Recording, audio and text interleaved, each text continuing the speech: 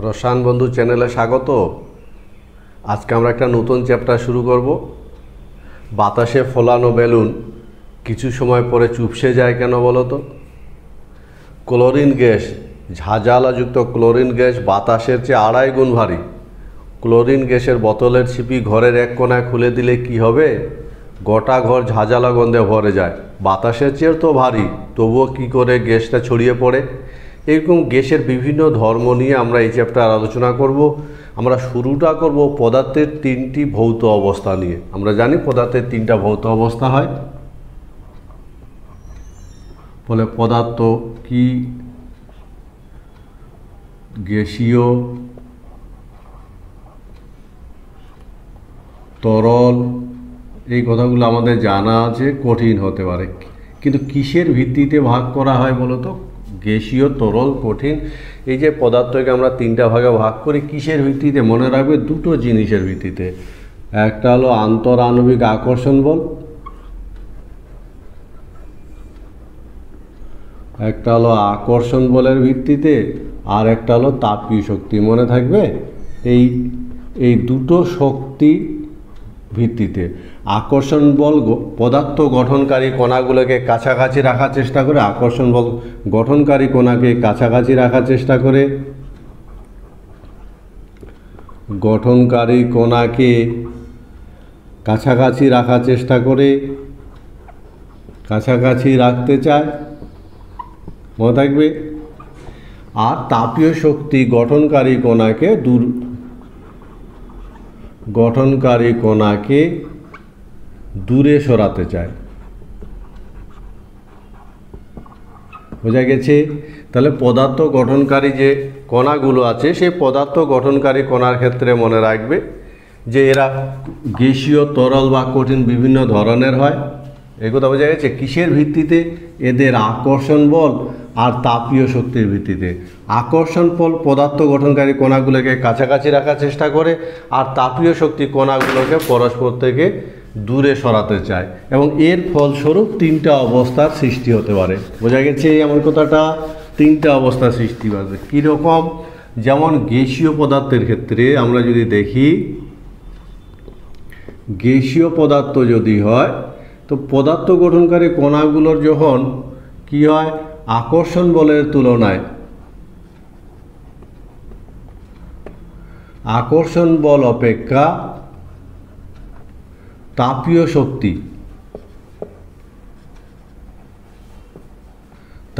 শক্তি যখন বহুগুণ হবে। মনে থাকবে কথাটা? আকর্ষণ বলের তুলনায় তাপীয় শক্তির মান যখন বহুগুণ বেশি হবে, বহুগুণ বেশি হয়।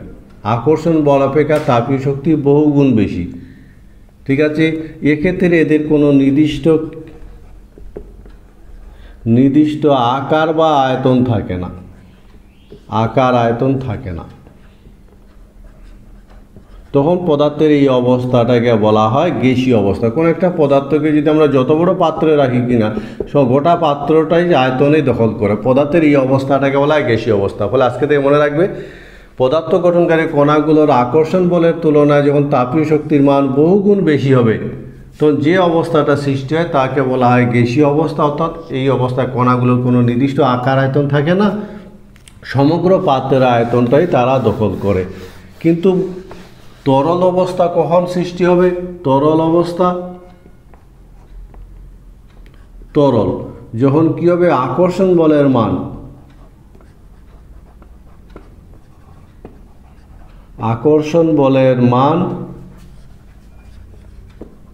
তাপীয়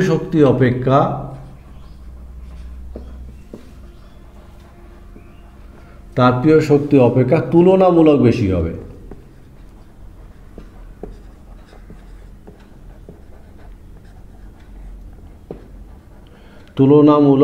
হবে। এই অবস্থায় কিন্তু এরা কি করবে? এদের নির্দিষ্ট আকার থাকবে না, নির্দিষ্ট আকার থাকে না, কিন্তু নির্দিষ্ট আয়তন থাকে। মনে থাকবে? ফলে তরল অবস্থায় কি হয়? কি করে তরল অবস্থাটা সৃষ্টি হয়? পদার্থ গঠনকারী কণাগুলোর পারস্পরিক যখন তাপীয় শক্তির মান কণা পদার্থ সৃষ্টিকারী কণা তাপীয় শক্তি অপেক্ষা যখন আকর্ষণ বলের মান তুলনামূলক বেশি হয়, তখন কণাগুলোর কী করে একটা নির্দিষ্ট আয়তন অধিকার করে, কণাগুলো নির্দিষ্ট আকার থাকে না, পদার্থের ওই অবস্থাটাকে বলা হয় তরল অবস্থা। এই অবস্থায় কণাগুলি চলাচল করতে পারে, মনে থাকবে। ফলে তরল পদার্থের কণাগুলোর গতিশীলতা ধর্ম থাকে। অন্যদিকে আকর্ষণ বল কী হবে বলো তো? কঠিন অবস্থা আমরা তাহলে কাকে বলবো? কঠিন অবস্থা যখন আকর্ষণ বলে মান তাপীয় শক্তি অপেক্ষা কী হবে? অনেক গুণ বেশি হবে। মনে থাকবে কথাটা? তাপীয় শক্তি কী হবে? আকর্ষণ বলে মান তাপীয় শক্তি অপেক্ষা অনেক গুণ বেশি হবে। তখন তাদের একটা নির্দিষ্ট আকার থাকবে এবং নির্দিষ্ট আয়তন থাকে। বোঝা গেছে? এই অবস্থায় কি হয় বলো তো? এই অবস্থায় পদার্থ গঠনকারী কণাগুলি এক স্থানে স্থির থাকে, স্থির থেকে কম্পিত হয়। মনে থাকবে? ফলে কণাগুলো চলমান ক্ষমতা থাকে না, তারা এক জায়গায় স্থির থেকে কাঁপতে থাকে। আমার কথা বোঝা গেছে? মনে থাকবে তো? এই হলো তাহলে কি পেলাম আমরা? যে আমরা জানি এই মহাবিশ্ব বিভিন্ন পদার্থ দিয়ে তৈরি। পদার্থ কাকে বলে? যার ভর আছে, যা কিছুটা আয়তন দখল করে, অবস্থার পরিবর্তন করতে চাইলে বাধা দেয়, তাকে পদার্থ বলে। আর এই পদার্থ গঠনকারী কণাগুলো আন্তরাণবিক আকর্ষণ বল কণাগুলোকে কাছাকাছি রাখার চেষ্টা করে, আর তাপীয় শক্তি কণাগুলো পরস্পর থেকে দূরে সরাতে চায়। এই দুই শক্তির ফলস্বরূপ আমরা তিনটা অবস্থায় পদার্থকে দেখতে পাই: কঠিন, তরল, গ্যাস। আমরা এই চ্যাপ্টারে গ্যাসীয় পদার্থের বিভিন্ন ধর্ম নিয়ে কথা বলবো, বিভিন্ন বৈশিষ্ট্য নিয়ে কথা বলবো। বিভিন্ন ধরনের আন্তরাণবিক আকর্ষণ বল।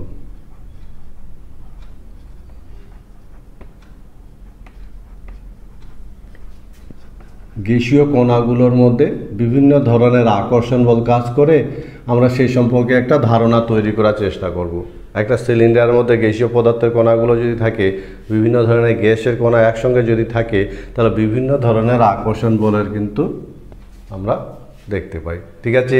মোটামুটি 5 ধরনের আকর্ষণ বলের কথা আমাদের জানা আছে। কণাগুলো পদার্থ গঠনকারী যে কণাগুলোর মধ্যে পারস্পরিক আকর্ষণ বল 5 ধরনের হতে পারে।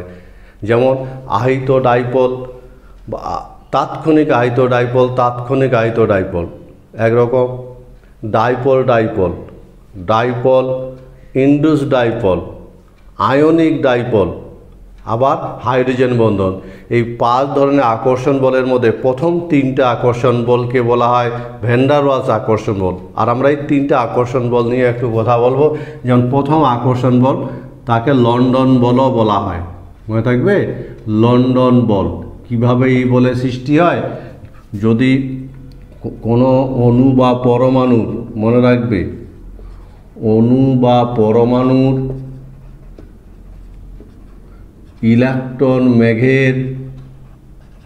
ইলেকট্রন যে বলে আছে, ইলেকট্রন মেঘের তাৎক্ষণিক, মনে রাখবে এটা কি, তাৎক্ষণিক ধ্রুবীয়তার ফলে এই আকর্ষণ বলের সৃষ্টি হয়। মনে থাকবে? এই আকর্ষণ বলের সৃষ্টি হয়। ঠিক আছে? এর ফলে এর কাছাকাছি থাকা অণু বা পরমাণুতে, অর্থাৎ কাছাকাছি থাকা কণাতেও এই ধ্রুবীয়তার সৃষ্টি হয়। বোঝা গেছে কথাটা? ফলে এটা তাৎক্ষণিক ঘটনাটা ঘটে। যে ইলেকট্রন বলয় আছে, সেই ইলেকট্রন বলে যেমন মনে করে এই একটা অণু, এই কথা বোঝা গেছে? এই যে ইলেকট্রন বলয়টা আছে, এর তাৎক্ষণিক কিন্তু ধ্রুবীয়তার সৃষ্টি হতে পারে। এরকম তাৎক্ষণিক ধ্রুবীয়তা সৃষ্টি হওয়ার ফলে এর প্রভাবে অন্য অণুটার মধ্যেও তাৎক্ষণিক ধ্রুবীয়তার কিন্তু সৃষ্টি হয়।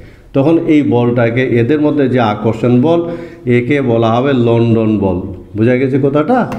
অণু অধ্রুবীয় ছিল, কিন্তু ইলেকট্রন বলয় যে আছে সেই ইলেকট্রন বলয়ের নানান কারণ সাময়িক স্থানান্তরণের মাধ্যমে কিন্তু এই ঘটনাটা ঘটে। ঠিক আছে, তাহলে একে বলা হবে কি যে লন্ডন বল বা আন্তরাণবিক আকর্ষণ বলের, আমরা মনে রাখবে আন্তরাণবিক আকর্ষণ বল। এই বলের বৈশিষ্ট্য কি বলতো?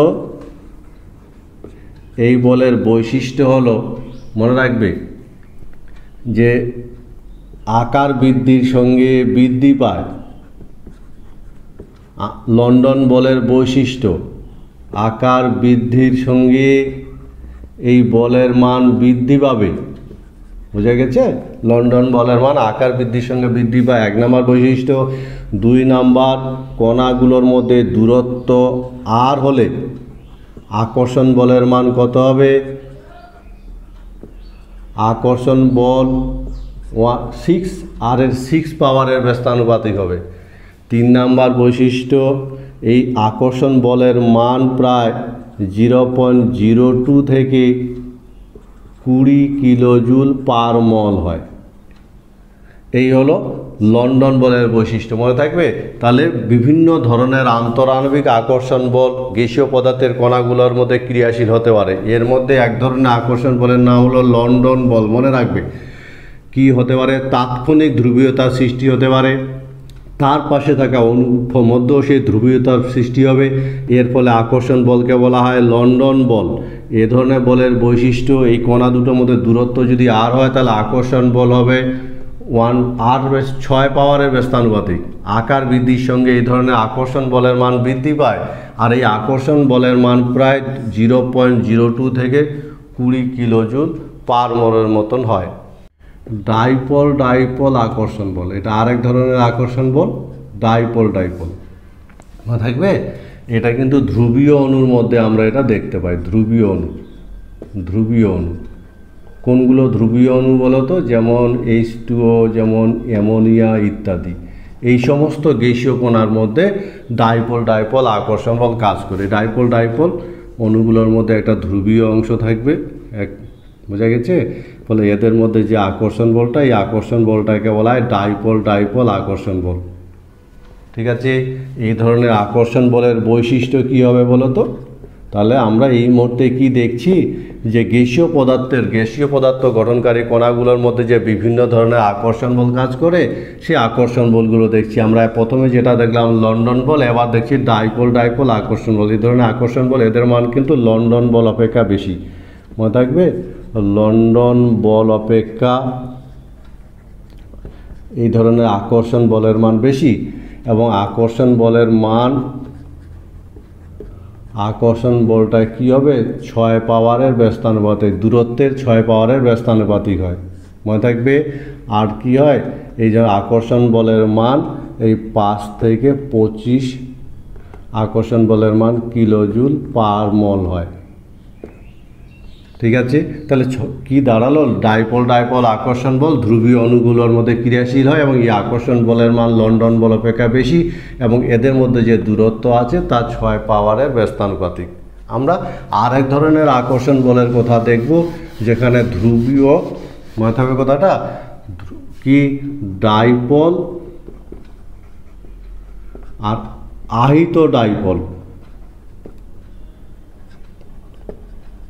এই ধরনের আকর্ষণ বল ডাইপোল আহিত, একটা অণু ধ্রুবীয় আছে আর একটা অণু অধ্রুবীয় আছে, কিন্তু এই ধ্রুবীয় অণুটার জন্য এর মধ্যে একটা ধ্রুবীয়তা সৃষ্টি হয়, ফলে এই ধরনের আকর্ষণ বলকে ধ্রুবীয়তার সৃষ্টি হবে। বোঝা গেছে?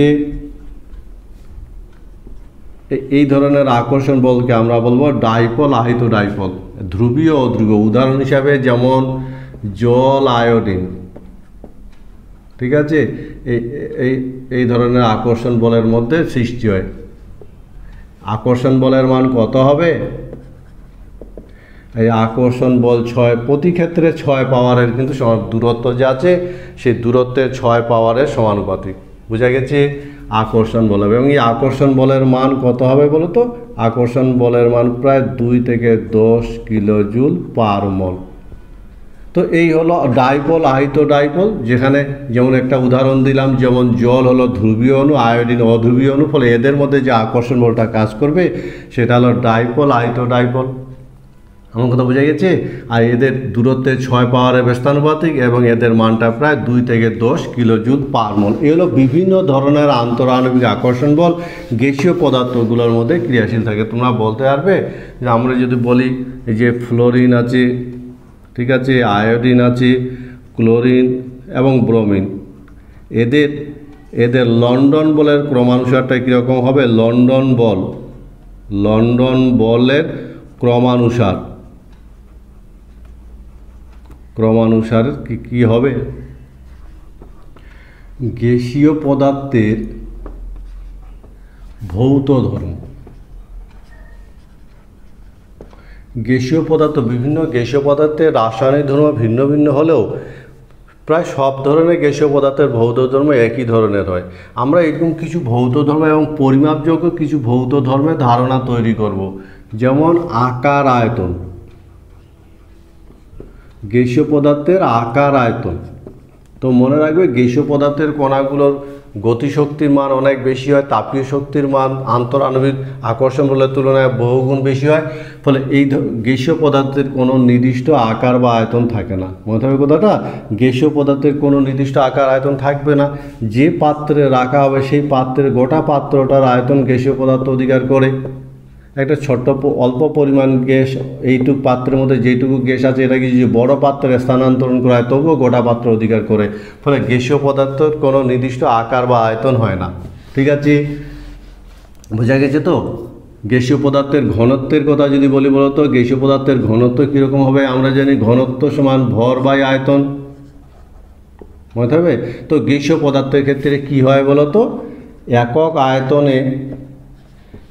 আয়তনে কণার সংখ্যা খুব কম হয়, আর এ কারণে এদের ঘনত্ব কিন্তু খুব কম হয়।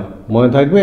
ফলে গ্যাসীয় পদার্থের ঘনত্ব তরল বা কঠিন অপেক্ষা খুব কম হয়, কারণ গ্যাসীয় কণাগুলো ইতস্তত ছোটাছুটি করে এদের মধ্যে বিশাল ফাঁকা জায়গা থাকে। ফলে একক আয়তনে এদের কণার সংখ্যা খুব কম হয়, ঘনত্ব খুব কম হয়। আমরা যদি গ্যাসীয় পদার্থের প্রসারণশীলতা কীরকম হবে বলো তো? গ্যাসীয় পদার্থের প্রসারণশীলতা অসীম।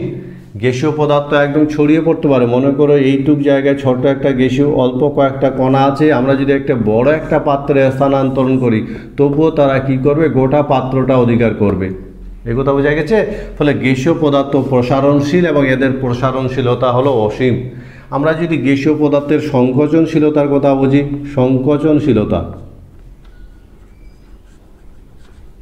তাহলে এগুলো হলো গ্যাসীয় পদার্থের ভৌত ধর্ম। আকার আয়তন, গ্যাসীয় পদার্থের কোনো নির্দিষ্ট আকার আয়তন থাকে না, বোঝা গেছে নিশ্চয়ই? যে পাত্রে রাখা হয় সেই পাত্রেরই এরা আয়তন অধিকার করে। কণাগুলোর গতিশীলতা ধর্ম থাকে, তারা নির্দিষ্ট কোনো স্থানে আবদ্ধ থাকে না, এবং এদের একক আয়তনে কণার সংখ্যা খুব কম হয়, ঘনত্ব খুব কম হয়। এই যে দেখতে হচ্ছে ছোট্ট একটা পাত্রের মধ্যে, গ্যাস জারের মধ্যে যে গ্যাস কণা আছে, একে যদি বড় পাত্রে স্থানান্তরণ করা হয় তাহলে গোটা পাত্রের আয়তনই তারা অধিকার করে।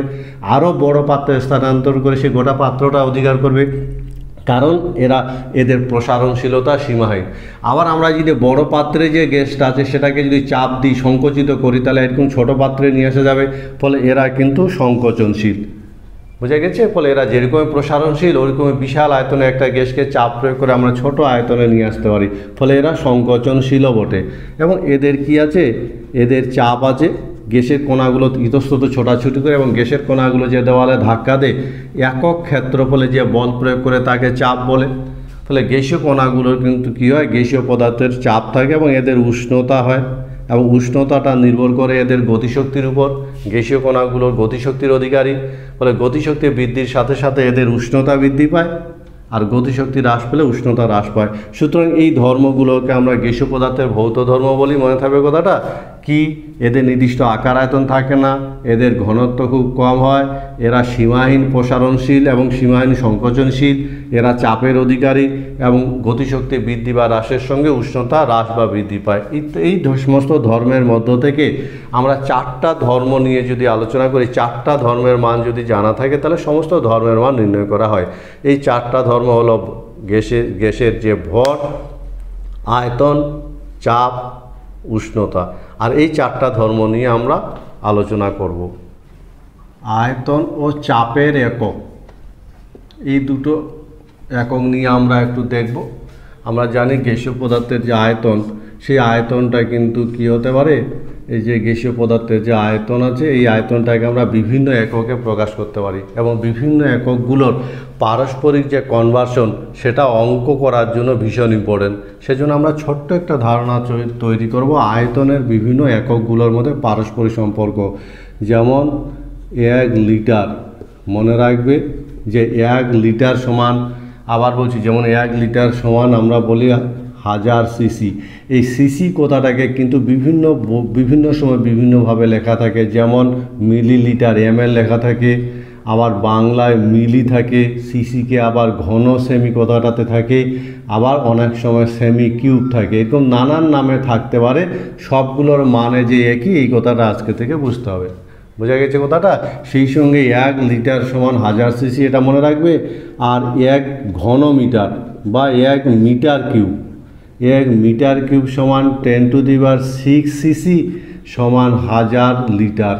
আজকে থেকে এই সম্পর্কগুলো কিন্তু মনে রাখবে, তাহলে অঙ্ক করা সহজ হবে। তাহলে কোন একটা গ্যাসীয় পদার্থের যে আয়তনের একক, সেই আয়তনের এককটা আমরা লিটারে প্রকাশ করতে পারি, সিসিতে প্রকাশ করতে পারি, ঘনমিটারে প্রকাশ করতে পারি। এদের মধ্যে যে পারস্পরিক সম্পর্ক, এই সম্পর্কটা কিন্তু মনে রাখার চেষ্টা করবে, তাহলে অঙ্ক করা অনেক সহজ হবে। আমরা যদি চাপের কথা বলি, যে চাপেরও বিভিন্ন একক আছে। যেমন চাপের একক মনে রাখবে যে গ্যাসীয় পদার্থের যে চাপের একক আছে, যেমন অ্যাটমসফিয়ার এককে আমরা মূলত প্রকাশ করি। আজকে থেকে মনে রাখবে 1 atm সমান 76 cm মার্কারি। অঙ্ক করার জন্য মূলত ইউনিট কনভার্সনগুলো কিন্তু লাগবে। সমান 760 mm মার্কারি সমান 760 টোর। মনে থাকবে কথাটা? এটা হলো বিভিন্ন একক। আবার এটা সমান কি 1 atm সমান 1.013 বার, ঠিক আছে। আবার এটা সমান 1.013 into 10⁵ newton per metre square সমান 1.013 ইন্টু 10⁵ পাস্কাল। এই যে পারস্পরিক যে রূপান্তরগুলো, আবার বলছি, তাহলে চাপের একক আমরা বিভিন্ন এককে প্রকাশ করতে পারি চাপের মানটাকে, ঠিক আছে। যেমন 1 atm সমান 76 cm মার্কারি সমান 760 mm মার্কারি সমান 760 টোর। আবার 1 atm সমান 1.013 বার সমান 1.013 10⁵ নিউটন পার মিটার স্কোয়ার সমান 1.013 ইন্টু 10⁵ পাস্কাল। ফলে এই ইউনিটগুলোর যে কনভার্সন, অঙ্ক করার জন্য কিন্তু এই কনভার্সনগুলো আমাদের কাজে লাগবে, ঠিক আছে। এছাড়া উষ্ণতার কথা যদি বলি, উষ্ণতা আমাদের ধারণা আছে যে গ্যাসীয় পদার্থের যখন উষ্ণতাটা উল্লেখ করা হয়, মনে রাখবে গ্যাসীয় পদার্থে যখন উষ্ণতা উল্লেখ করা হয় তখন দু রকম হতে পারে। যেমন ডিগ্রি সেলসিয়াস হতে পারে, তাই তো জানা আছে। তো আমাদের এই চ্যাপ্টারটা প্রায় আগে অনেকটাই আমাদের ক্লাস 10-এ একটা ধারণা তৈরি হয়েছে। ভীষণ ইন্টারেস্টিং একটা চ্যাপ্টার, ভালো লাগবে কিন্তু। নতুন নতুন জিনিস আসবে। যেমন গরমের সময় যে গাড়ি যে টায়ারের টিউব বেশি কি করা হয়, ঘন ঘন হাওয়া দেওয়া হয় কেন? বাতাসে ফোলানো বেলুন কিছুদিন পর চুপসে যায় কেন? এই সমস্ত বিভিন্ন গ্যাসের ধর্মগুলো নিয়ে কিন্তু আমরা কথা বলবো। এই কথা বোঝা গেছে? তো যেমন মনে করো ডিগ্রি সেলসিয়াস, উষ্ণতাটাকে আমরা দুটো এককে প্রকাশ করতে পারি, ডিগ্রি সেলসিয়াস আর কেলভিন। এবং এই দুটোর মধ্যে আমাদের সম্পর্ক জানা আছে। বোঝা গেছে কথাটা? ডিগ্রি সেলসিয়াস সাথে কেলভিনের সম্পর্ক কি? যেমন টি ডিগ্রি সি যদি হয়, এটাকে যদি কেলভিনে নিয়ে যায় তাহলে 273 যোগ করতে হয়, ফলে 273 কেলভিন। ডিগ্রি সিতে ডিগ্রিটা উল্লেখ করা হয়, কেলভিনে কিন্তু এই মাথায় ডিগ্রি চিহ্ন ব্যবহার করা হয় না। এই হলো ডিগ্রি সিকে যদি আমি কেলভিনে নিয়ে যাই তাহলে 273 যোগ করতে হয়। আবার কেলভিনকে যদি আমি সেলসিয়াসে আসি তাহলে চলে আসবে। একটা কথা মনে রাখবে যে গ্যাসের ও বিভিন্ন ধরনের গাণিতিক সমস্যার সমাধানের ক্ষেত্রে ডিগ্রি সেলসিয়াসের প্রয়োগ তেমন নেই, কেলভিনেই অ্যাপ্লাই করতে হয়, কারণ সব ফর্মুলাগুলোতে কেলভিনেই মান বসানো হয়। আমরা এবার এই যে বিষয়টা নিয়ে আমরা ছোট একটা আলোচনা করলাম, তাহলে বিভিন্ন গ্যাসীয় পদার্থগুলো যে আছে এরা বিভিন্ন এদের রাসায়নিক ধর্ম ভিন্ন ভিন্ন হলেও এদের ভৌত ধর্ম মোটামুটি একই ধরনের হয়। এবং একটা গ্যাসীয় পদার্থের চাপ, উষ্ণতা, আয়তন, এদের মধ্যে সম্পর্ক কীরকম সে সংক্রান্ত সূত্রগুলোকে আমরা একসঙ্গে বলি গ্যাসের সূত্র। এবার এরকম 4টা সূত্র আমাদের জানা আছে, সবারই জানা আছে। এরকম 4টা সূত্র কিন্তু আছে, মনে থাকবে কথাটা। 4টা সূত্র, যেমন আয়তন আয়তন আছে, চাপ, উষ্ণতা, মনে থাকবে আয়তন, চাপ, উষ্ণতা আর মোল সংখ্যা। এই যে চারটা রাশি, এর উপর ভিত্তি করে আমাদের যেমন চাপের সাথে সম্পর্ক বয়েল সূত্র মনে থাকবে, আবার আয়তনের সাথে উষ্ণতার সূত্র, এই সূত্রটার নাম কি বলো তো? চার্লস সূত্র। ঠিক আছে, চার্লস সূত্র, কোনো অসুবিধা?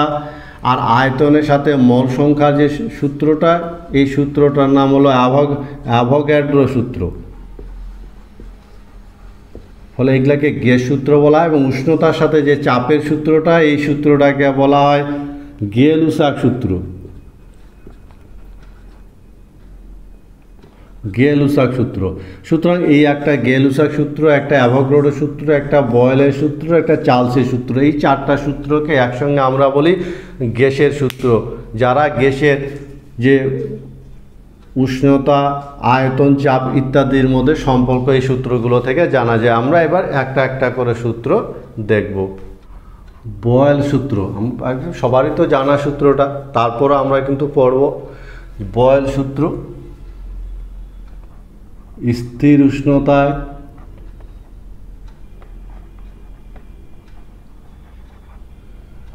নির্দিষ্ট ভরের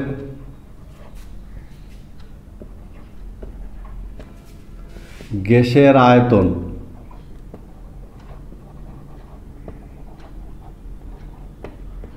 ওই গ্যাসের চাপের সঙ্গে ব্যস্তানুপাতে পরিবর্তিত হয়।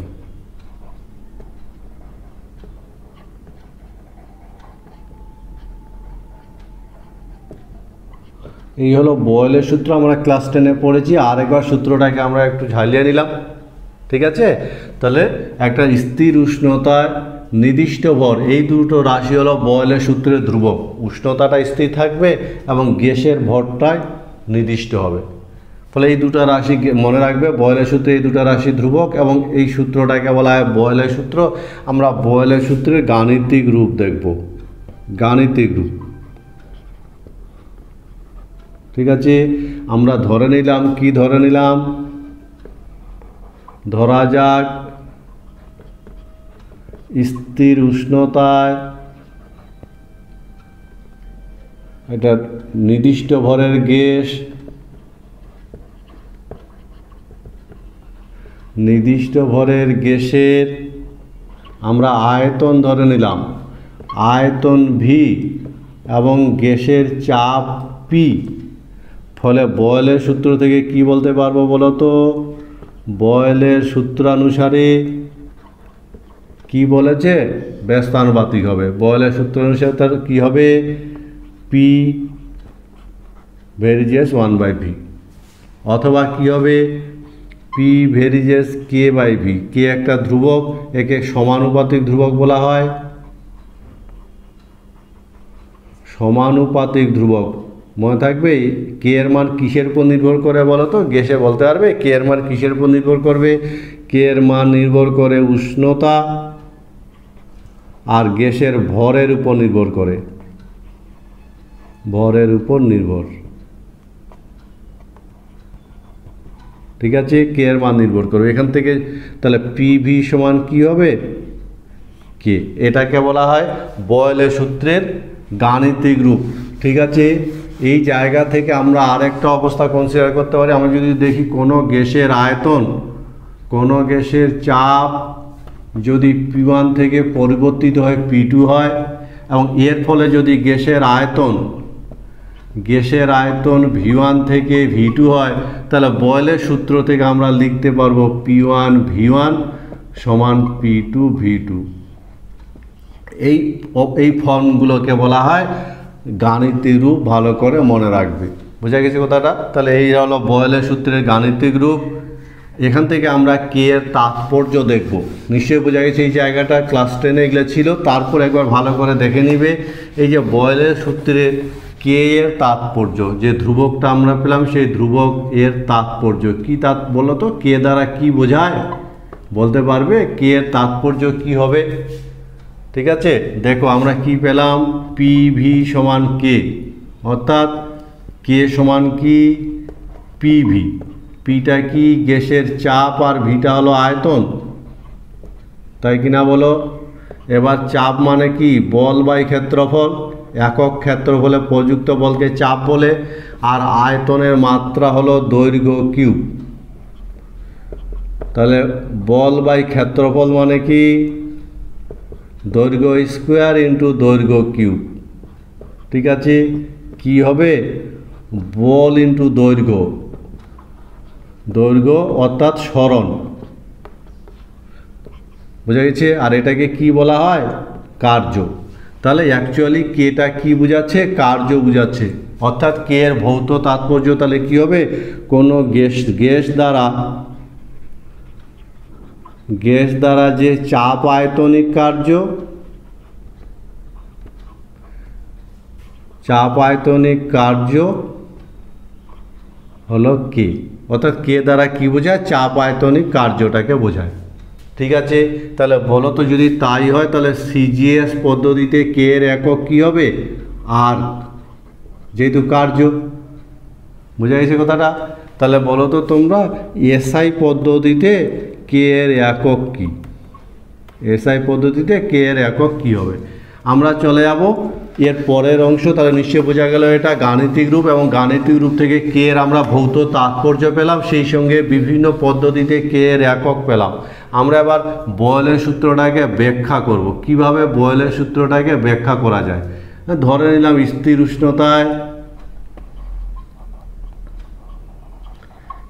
উষ্ণতায় একটা নির্দিষ্ট ভরের গ্যাসের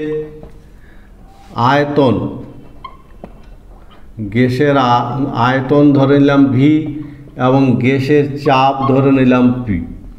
ঠিক আছে, এবার বয়েলের সূত্র অনুসারে চাপ যদি পি থেকে 2p হয় তাহলে গ্যাসটার আয়তন কত হবে বলো তো, তাহলে আয়তন হবে v/2, ব্যস্তানুপাতে পরিবর্তিত হবে। অথবা গ্যাসের চাপ যদি অর্ধেক করে দিই, গ্যাসের চাপ যদি কি করে দিই পি থেকে কমিয়ে p/2 করি, তাহলে বয়েলের সূত্র অনুসারে আয়তন কত হবে, আয়তন হবে 2v।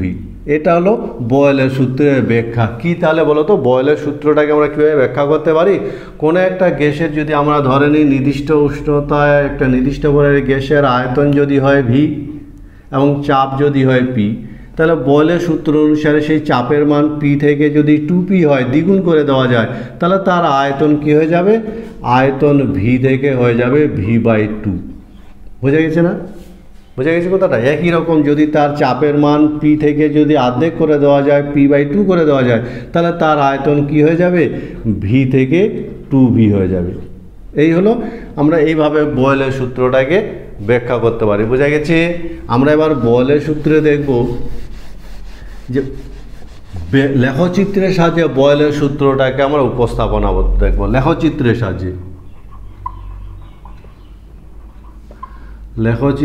সাহায্যে বয়েলের সূত্রের উপস্থাপনা। বোঝা গেছে। বয়েলের লেখচিত্রের সাহায্যে মনে রাখবে তো আমাদের কেমিস্ট্রিতে লেখচিত্রে কিভাবে অঙ্কন করতে হয় এ সম্পর্কে একটা ধারণা থাকা চাই। মনে রাখবে যে দুটো রাশি লেখচিত্র অঙ্কন করব সেই দুটো রাশির মধ্যে সম্পর্কটা জানা চাই। বোঝা গেছে আমার কথাটা। যে দুটো রাশির মধ্যে লেখচিত্র অঙ্কন করব সেই দুটো রাশির মধ্যে যে সম্পর্কটা যদি আমাদের জানা থাকে তাহলে লেখচিত্র অঙ্কন করা অনেক সহজ। যেমন আমরা 1 নম্বর দেখব গ্যাসের চাপ ও আয়তন। গ্যাসের চাপ ও আয়তনের মধ্যে সম্পর্ক। ঠিক আছে। তো বয়েলের সূত্র থেকে আমরা কি জানি, বয়েলের সূত্র থেকে জানি আমরা পি ভেরিজেস 1, আমরা বয়েলের সূত্র থেকে জানি ভি ভেরিজেস 1/p, বা এখান থেকে আমরা কি জানি ভি সমান k/p বা পি ভি সমান কে। ঠিক আছে, আমার কথা বোঝা গেছে। এই যে সমীকরণটা, এই সমীকরণটা কিন্তু একটা সমপরাবৃত্ত সমীকরণ। সমপরাবৃত্ত সমপরাবৃত্ত সমীকরণ। বোঝা গেছে? ফলে এদের ক্ষেত্রে যদি আমরা লেখচিত্র অঙ্কন করি তাহলে কি হবে বলো তো? এদিকে যদি আমি পি দিই আর এদিকে ভি দেওয়া যায় তাহলে সেক্ষেত্রে সমীকরণটা এরকম একটা আমরা লেখচিত্র পাবো। এই লেখচিত্রটাকে বলা হয় সমপরাবৃত্ত। সুতরাং যে দুটো রাশির মধ্যে লেখচিত্র অঙ্কন করব সেই দুটো রাশির মধ্যে সম্পর্ক জানলে কিন্তু লেখচিত্রটা অনেক সহজ হয়। মনে রাখবে এটা পি ভি সমানকে এই সমীকরণটা একটা সমপরাবৃত্ত সমীকরণ, আর সমপরাবৃত্ত সমীকরণের লেখচিত্র হয় এরকম। আমরা পরের লেখচিত্রের ক্ষেত্রে দেখব গ্যাসের। আমরা যদি দেখি 2 নম্বর লেখচিত্র কি, ধরে নাও পি বনাম 1/ভি অথবা ভি বনাম 1/পি। তাহলে বলো তো এই লেখচিত্রগুলো কীরকম হওয়া উচিত? আমরা এদের মধ্যে সম্পর্ক আগেই বলেছি, লেখচিত্র অঙ্কন করতে গেলে ওই দুটো রাশির মধ্যে সম্পর্ক জানতে হবে। যেমন আমরা কি জানি বয়েলের সূত্র থেকে পি ভেরিজেস 1/ভি, তাই কিনা বলো? ঠিক আছে, তাহলে এখান থেকে যদি আমরা পি সমান কি কে ইন্টু 1/ভি, ঠিক আছে। তাহলে এই রাশিটার সাথে যখন এই রাশিটার আমরা লেখচিত্র অঙ্কন করব সেটা এটা সমান ওয়াই সমান mx প্লাস সি, এই সরলরেখার সমীকরণ। ফলে এই সমীকরণটা হলো একটা সরলরেখার সমীকরণ যেখানে সি এর মান, অর্থাৎ এটা একটা কেন্দ্রগামী সরলরেখা। মনে থাকবে, কেন্দ্রগামী সরলরেখার সমীকরণ। যদি সি এর মান 0 হয় তাহলে এটা হবে ওয়াই সমান mx। সুতরাং একদিকে পি আর একদিকে 1/ভি যদি লেখচিত্র অঙ্কন করা যায়, মনে করি এদিকে 1/পি, তাহলে আমরা কেন্দ্রগামী সরলরেখা পাবো। খুব সহজ আছে, শুধু সম্পর্কটা জানতে হবে। বুঝে গেছে? সম্পর্কটা জানলে হয়ে গেল। একই রকমভাবে যদি আমরা আর একটা লেখচিত্র অঙ্কন করার চেষ্টা করি তাহলে বলো তো এই লেখচিত্রটা কীরকম হবে? আমরা যদি একদিকে এইদিকে ভি দিই আর এইদিকে 1/পি দিই তাহলে বলো তো লেখচিত্রটা কীরকম হওয়া উচিত? আমরা আর একটা লেখচিত্র দেখব। ঠিক আছে, বোঝা গেছে তো? তাহলে বিভিন্ন লেখচিত্রের সাহায্যে, আমাদের বইতে অনেকগুলো লেখচিত্র আছে, বিভিন্ন লেখচিত্রকে আমরা কিভাবে প্রকাশ করতে পারি। যেমন আমরা 3 নম্বর যদি দেখি, বলো তো পি ভি বনাম পি অথবা পি ভি বনাম ভি, এই লেখচিত্রগুলো কীরকম হবে? তো এদের মধ্যে সম্পর্ক জানতে হবে। সম্পর্ক জানলে আমরা লেখচিত্র সহজে লেখচিত্র তৈরি করতে পারবো। আমরা কি জানি পি ভি সমান কে, অর্থাৎ পি এর মান বাড়ুক কমুক যাই হোক পি ভি এর মানটা ধ্রুবক হবে। ফলে আমরা এটাকে যদি একটা লেখচিত্রের সাহায্যে প্রকাশ করতে চাই, পি এর মান বাড়ুক কমুক যাই হোক পি ভি এর মান বাড়বে না কমবে না। ফলে এরকম একটা লেখচিত্র পি অক্ষের সমান্তরাল লেখচিত্র পাওয়া যাবে কিনা বলো? বোঝা গেছে আমার কথাটা? তাহলে খুব সহজে কিন্তু আমরা এই লেখচিত্রগুলো অঙ্কন করতে চাই। এখানে যদি আমরা ভি দিই তো একই লেখচিত্র হবে, ভি এর মান বাড়ুক কমুক যাই হোক বয়েলের সূত্র অনুসারে পি ভি এর মান বাড়ে না কমে না। এ কথা বোঝা গেছে? ফলে এই লেখচিত্রগুলোতে যদি আমরা মনে রাখবে ওয়াই সমান mx প্লাস সি, এখানে এমটাকে বলা হয় নতি, মনে থাকবে, আর সিটাকে বলা হয় ছেদিতাংশ। ফলে এর সাথে তুলনা করে কিন্তু অনেক সময় লেখচিত্রতে বলে যে ছেদিতাংশ কত বলো, নতি কত বলো। তো এই সমীকরণগুলোতে দেখতে পাচ্ছি ওয়াই সমান mx প্লাস সি, এটা এক্ষেত্রে কিন্তু কি নেই, এদের ছেদিতাংশগুলো নেই। ফলে এক্ষেত্রে এইভাবে তোমরা মনে রাখার চেষ্টা করবে। আমরা আরেকটা লেখচিত্র যদি দেখি, বোঝা গেছে তো? লেখচিত্র খুব সহজ, কি করে অঙ্কন করতে হয়, আমাকে কি করতে হবে, রাশি দুটার মধ্যে সম্পর্ক বুঝতে হবে। ঠিক আছে, সহজ আছে তো? যেমন আরেকটা যদি দেখি, দেখো যদি বলে লগ পি বনাম লগ ভি, এই লেখচিত্রটা কীরকম হবে, তাই না? তো এই দুটো রাশির মধ্যে আমাকে সম্পর্ক দেখতে হবে আর সেই সম্পর্কটা তুলনা করে লেখচিত্র অঙ্কন করতে হবে। আমরা কি জানি বয়েলের সূত্র থেকে পি ভি সমান কে বা log P plus log V সমান লগ কে অথবা লগ পি সমান minus log V plus log K, এটাকে ওইদিকে নিয়ে গেলাম। অথবা আমরা এটাকে একটু সাজিয়ে লিখতে পারি লগ পি সমান -1 into log V plus log K. বলো তো ওয়াই সমান mx প্লাস সি, ঠিক আছে? তাহলে এক্ষেত্রে দেখতে পাচ্ছ নতি কত, নতি সমান -1 আর ছেদিতাংশ কত, আমরা সহজে বলে ছেদিতাংশ কত তুলনা করে বলে দিতে পারি। ছেদিতাংশ লগ কে, এবং এটাকে যদি এটা একটা ওয়াই সমান এম এক্স প্লাস সি সরলরেখার সমীকরণ, এটা এই যে ওয়াই সমান এম এক্স প্লাস সি সরলরেখার সমীকরণ, ফলে এটা যদি আমরা লেখচিত্র অঙ্কন করি তাহলে লেখচিত্রটা এরকম হবে, লগ ভি লগ পি যদি লেখচিত্র এরকম একটা লেখচিত্র, যার ছেদিতাংশ হলো এত এবং নতি হলো এত। তাহলে বিভিন্ন ধরনের লেখচিত্রগুলো কিন্তু আমরা খুব সহজে অংশগ্রহণ করতে পারি। তোমরা বলতে পারবে যে একটা লেখচিত্র যদি বলা হয় ছেদিতাংশ কত হবে, আমরা যদি এরকম বলো তো, এই যে লেখচিত্রটা যদি বলা হয় যে পি ভি বনাম পি, এই লেখচিত্রের নতি কত, বলো তো লেখচিত্রের নতি কত? বয়েলের সূত্রের প্রযোজ্যতা। বয়েলের সূত্র কিন্তু সবসময় সব গ্যাসের ক্ষেত্রে সব অবস্থায় প্রযোজ্য হয় না। মনে রাখবে বয়েলের সূত্র যেমন হিলিয়াম, হাইড্রোজেন, নাইট্রোজেন এদের ক্ষেত্রে প্রযোজ্য, এদের ক্ষেত্রে বয়েলের সূত্রটা প্রযোজ্য হয়, কিন্তু যেমন কার্বন ডাইঅক্সাইড, অ্যামোনিয়া এদের ক্ষেত্রে প্রযোজ্য হয় না। মনে থাকবে কথাটা, এদের ক্ষেত্রে কিন্তু প্রযোজ্য হয় না। আরেকটা কথা মনে রাখবে, যদি উচ্চ উষ্ণতা হয়, উচ্চ উষ্ণতা আর নিম্নচাপ, নিম্নচাপে প্রায় সব গ্যাস বয়েলের সূত্র মেনে চলে।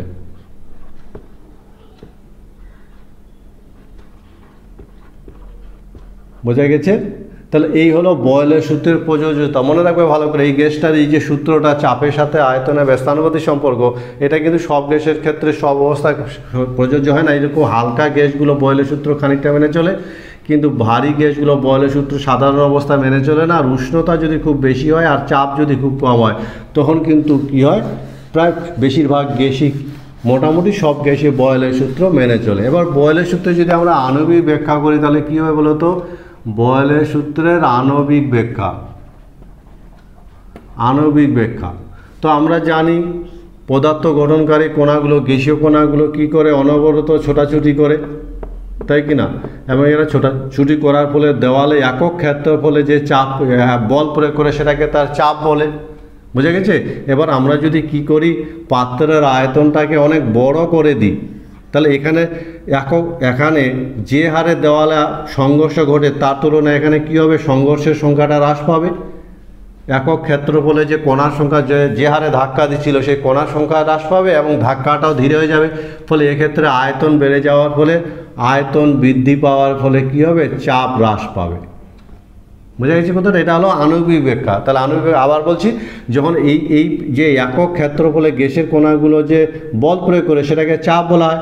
এবার পাত্রের আয়তনটাকে যদি বাড়িয়ে দেওয়া যায়, তাহলে এখানে যে হারে, যে সংখ্যায় এবং যত জোরে ধাক্কা দিচ্ছিল দেওয়ালে, আয়তনটা বাড়িয়ে দেওয়ার ফলে ঠিক তত হারে কিন্তু দেওয়ালে আর ধাক্কা দিতে পারবে না, তত সংখ্যায় দিতে পারবে না। ফলে অটোমেটিক্যালি তার কী হবে, চাপ কমে যাবে।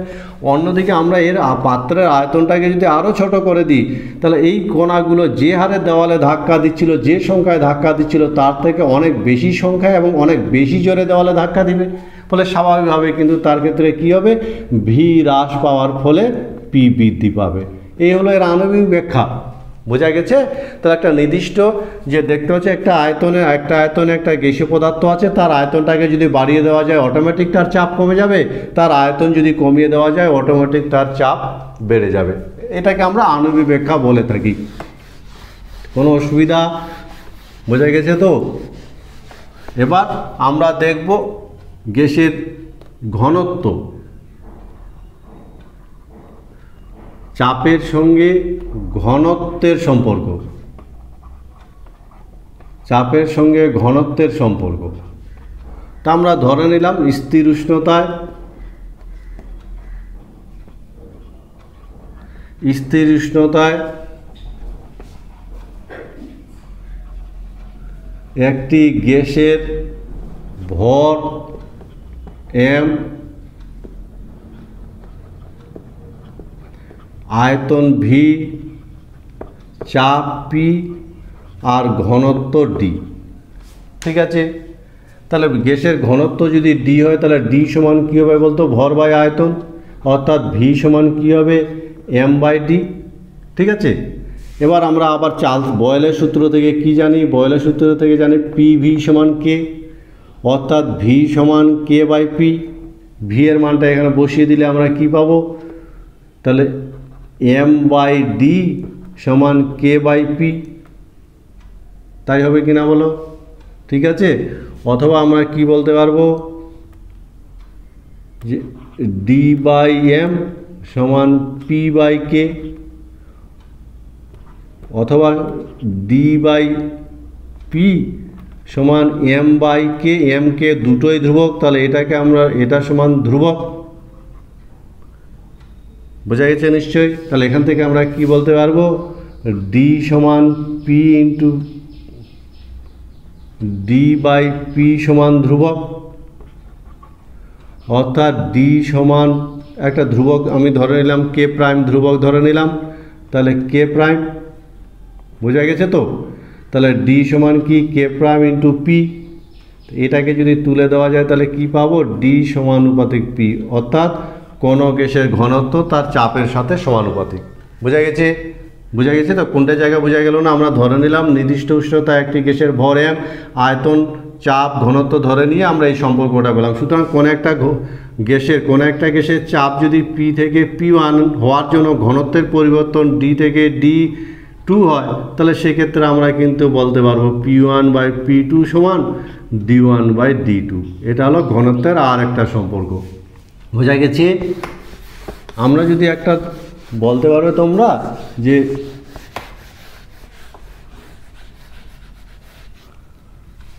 বলো তো যে এই একটা বেলুন,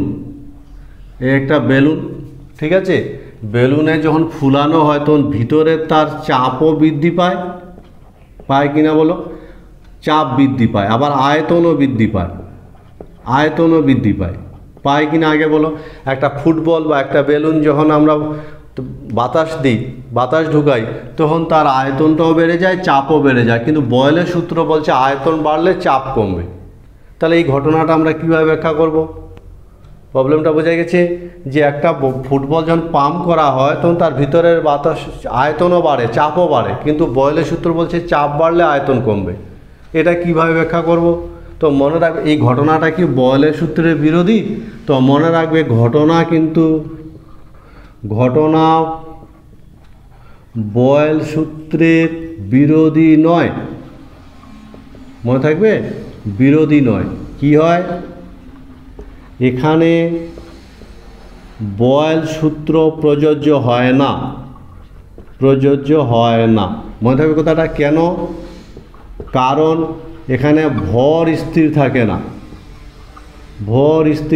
না, বয়েলের সূত্রে ভর স্থির থাকতে হবে। এছাড়া এখানে কি হয়, উষ্ণতা বৃদ্ধি পায়। বোঝা গেছে। এছাড়া এখানে কি হয়, বাস্তব গ্যাস প্রবেশ করে। এই সমস্ত কারণের জন্য বয়েলের সূত্র এখানে প্রযোজ্য হয় না। ঘটনাটা কিন্তু বয়েলের সূত্রের বিরোধী নয়, কিন্তু বয়েলের সূত্রে যে স্থির রাশিগুলোর কথা বলা আছে, আদর্শ গ্যাসের কথা বলা আছে, সেগুলো এখানে মানা হয় না। সেই কারণে এক্ষেত্রে কিন্তু বয়েলের সূত্র প্রযোজ্য হয় না। ফলে বোঝা গেছে। আমরা যদি একটা বলি, তোমরা বলতে পারবে যে কোনো গ্যাসের ঘনত্ব ও চাপের সম্পর্ক কি, ঘনত্ব ও চাপের মধ্যে সম্পর্ক কীরূপ, বলতে পারবে। ফলে আজকের ক্লাসে আমরা কি পেলাম, খুব ইন্টারেস্টিং একটা ক্লাস। আজকে আমাদের এই চ্যাপ্টারটার প্রথম ক্লাস। আমরা অনেক নতুন জিনিস এখানে গ্যাসের বিভিন্ন ধর্ম নিয়ে আলোচনা করব, বিভিন্ন বৈশিষ্ট্য নিয়ে আলোচনা করব, বিভিন্ন লেখচিত্রের প্রকৃতি আমরা অঙ্কন করতে শিখব। ক্লাসটা ভালো করে ফলো করার চেষ্টা করবে এবং বুঝতে পারবে, এই প্রত্যাশা রেখে ক্লাসটা আজকে শেষ করছি।